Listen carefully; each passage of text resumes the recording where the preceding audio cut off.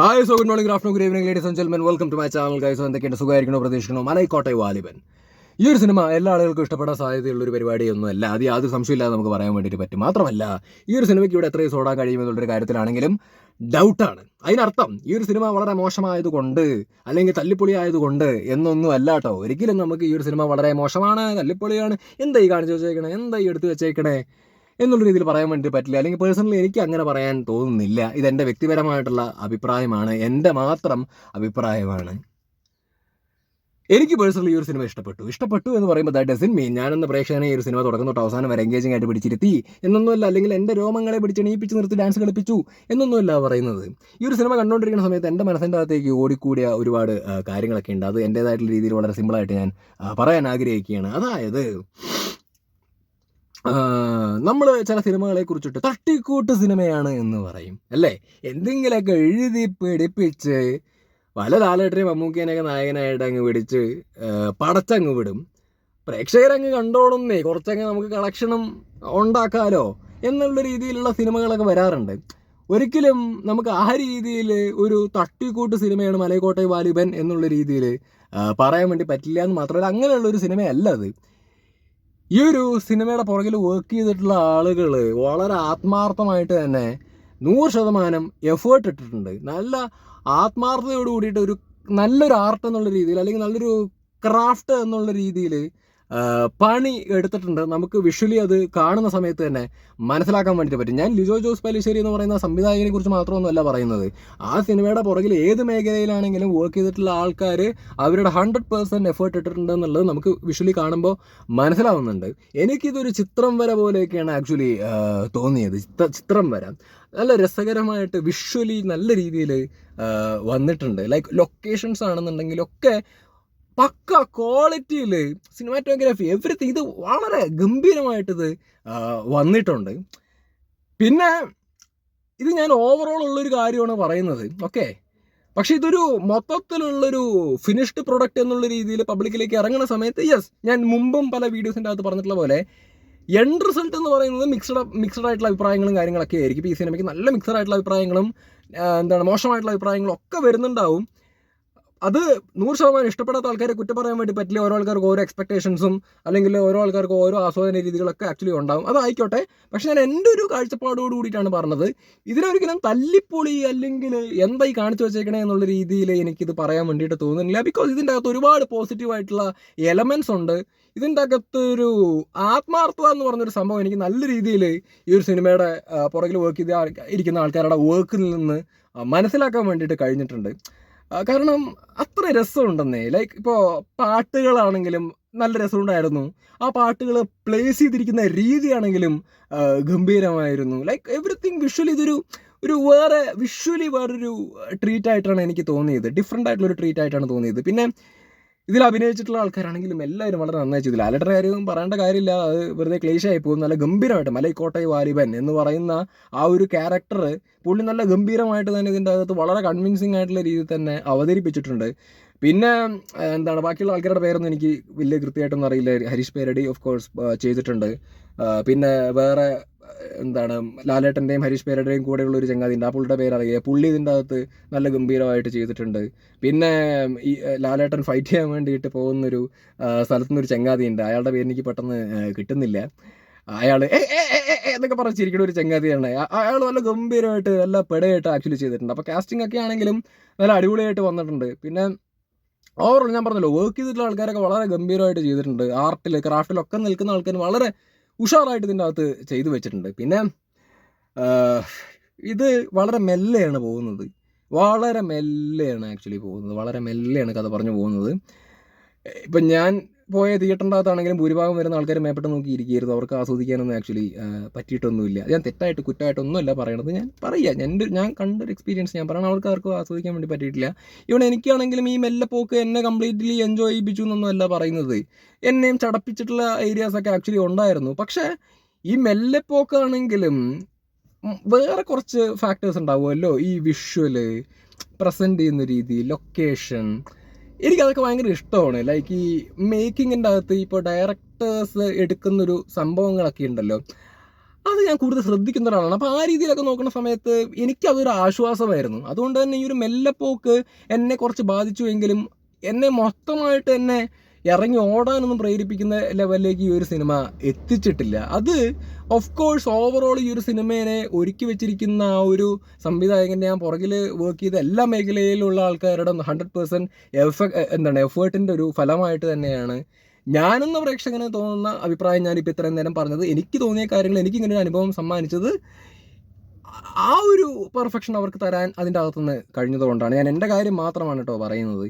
പിന്നെ ഈ ഒരു സിനിമ എൻ്റെ എക്സ്പെക്റ്റേഷൻ എന്താണ്? ഓഫ് കോഴ്സ് ലിജോ ജോസ് പെല്ലിശ്ശേരി എന്ന് പറയുന്ന സംവിധായകൻ, പുള്ളി ഒരു ക്രിയേറ്റീവായിട്ടുള്ളൊരു ഡയറക്ടറാണ്. പുള്ളി വ്യത്യസ്തമായിട്ടുള്ള രീതിയിൽ സിനിമയെ അപ്രോച്ച് ചെയ്യുന്ന ഒരാളാണ്. അപ്പോൾ അങ്ങനെയുള്ള ഒരാളുടെ സിനിമയുടെ ഭാഗമായിട്ട് ലാലേട്ടൻ വരുന്നു എന്ന് പറയുമ്പോൾ ഓഫ് കോഴ്സ് ആ ഒരു സിനിമ കാണാനുള്ളൊരു ക്യൂരിയോസിറ്റി നമുക്ക് ആക്ച്വലി ഉണ്ടാവും. വേറെ റേഞ്ചിലുള്ളൊരു എക്സ്പെക്റ്റേഷനായിരിക്കും നമുക്ക് ഉണ്ടാവുക.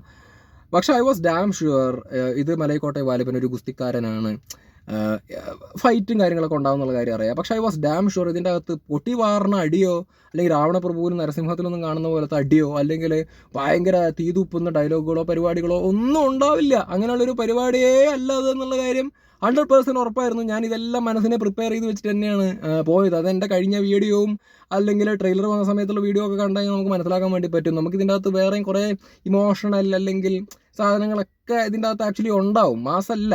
ഓഫ് കോഴ്സ് ഇതിൻ്റെ അകത്ത് ഫൈറ്റും കാര്യങ്ങളൊക്കെ ആക്ച്വലി ഉണ്ട്. പക്ഷേ അതിൻ്റെ കോറിയോഗ്രാഫി വാസ് പെർഫെക്റ്റ്. പക്ഷേ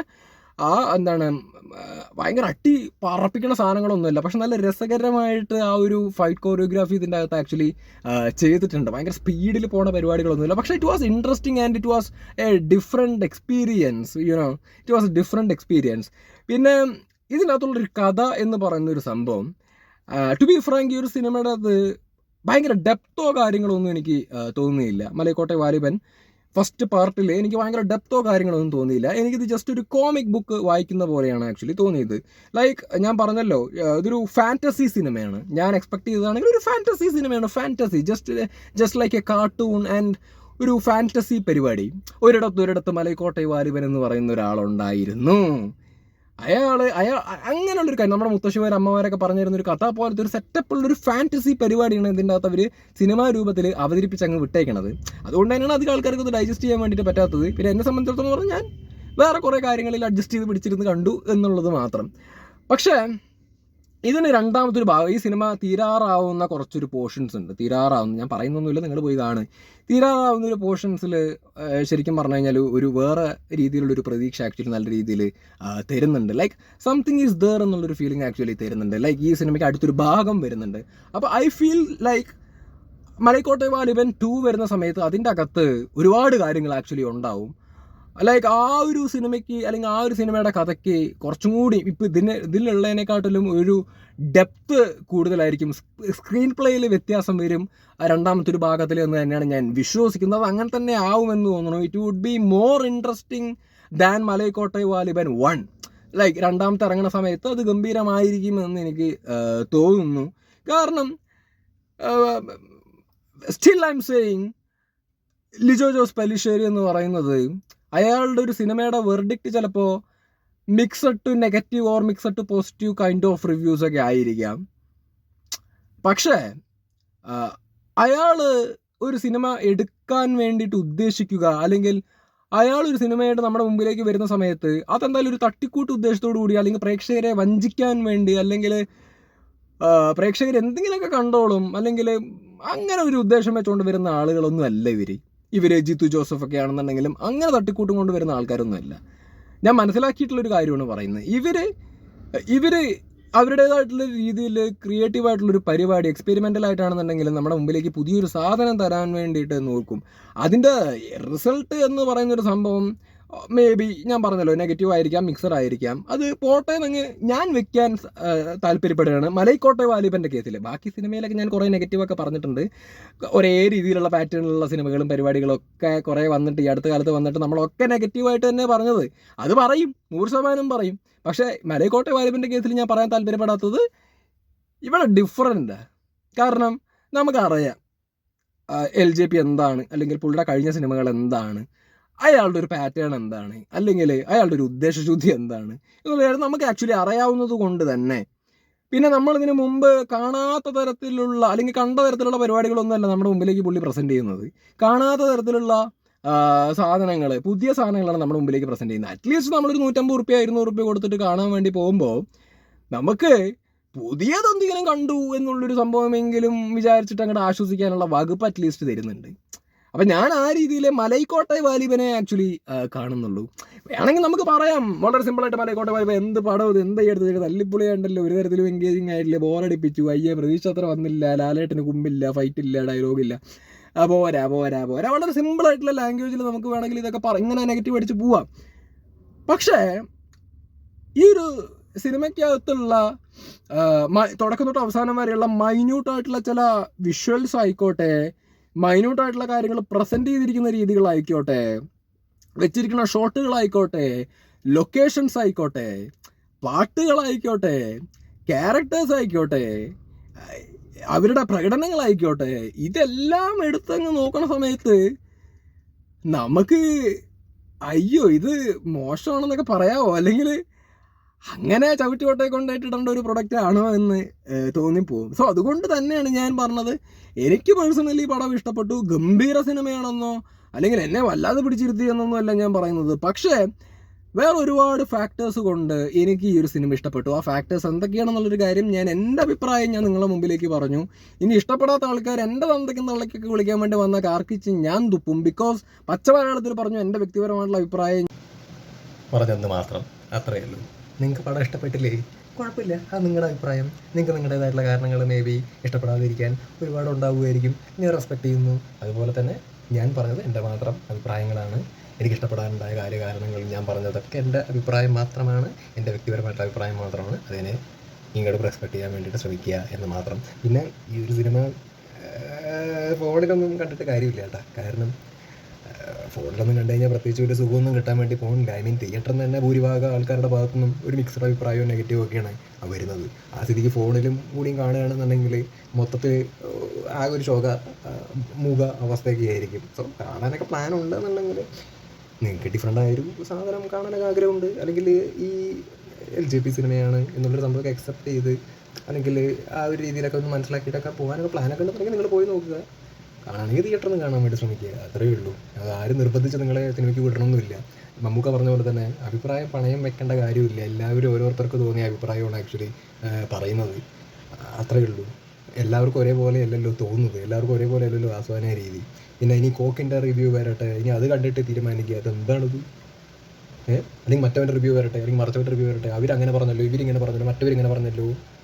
ഈ കണ്ടവരും മറച്ചവരും പറയുന്നത് കേട്ടിട്ടാണോ ഇവിടെ ആളുകൾ ജീവിക്കുന്നത്? അവനവൻ്റേതായിട്ടുള്ള അഭിപ്രായങ്ങളും ആസ്വാദന രീതിയൊന്നും ഇല്ലേ? കോക്ക് പറയുന്നത്, ഉണ്ണി പറയുന്നത്, സീക്രട്ട് പറയുന്നത്, ഞാൻ പറയുന്നത് എല്ലാവരും അവരവരുടെ അഭിപ്രായങ്ങളാണ്. ഇപ്പം ഞാനും പലരുടെയും റിവ്യൂസ് കാണാറുണ്ട്. സിനിമ പോയി കണ്ട് വന്നതിന് ശേഷം, എൻ്റെ റിവ്യൂ ഇട്ടതിന് ശേഷം ബാക്കിയുള്ള ആൾക്കാരെ പോയി നോക്കും, അവരുടെയൊക്കെ എന്താണ് അഭിപ്രായം, അവർക്ക് ഇഷ്ടപ്പെട്ടിട്ടുണ്ടോ എന്നൊക്കെ നോക്കും. That's it. നമുക്ക് റിവ്യൂസ് കാണാം, പക്ഷേ അതാണ് ശരി, അല്ലെങ്കിൽ അത് കേട്ട് ഇൻഫ്ലുവൻസ്ഡ് ആയിട്ട് എന്നാൽ പിന്നെ ഞാനൊരു തീരുമാനം എടുത്തേക്കാമെന്നുള്ള രീതിയിലേക്ക് പോകേണ്ട കാര്യമില്ല. ഞാൻ വളരെ സ്നേഹം കൊണ്ട് പ്രേക്ഷകരോടുള്ള റെസ്പെക്റ്റ് കൊണ്ട് പറയുന്നതാണ് കേട്ടോ. മനസ്സിലാക്കാൻ വേണ്ടിയിട്ട് ശ്രമിക്കുക. Bye bye.